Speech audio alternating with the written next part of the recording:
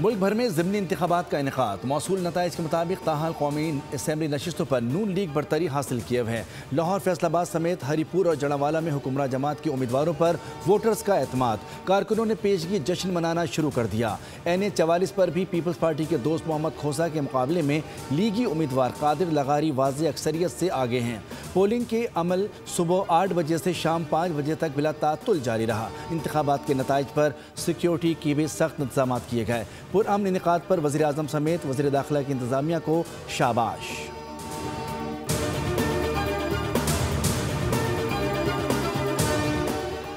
NA 129 Lahore गैर हतमी गैर सरकारी नताइज। 334 में से 224 पोलिंग स्टेशन का नतीजा।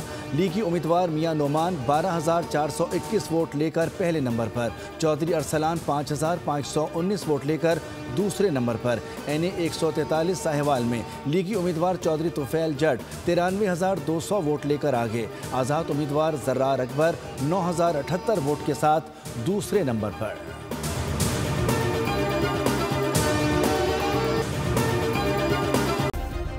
सब्सक्राइब करें और बेल दबाएं ताकि कोई खबर रह न जाए।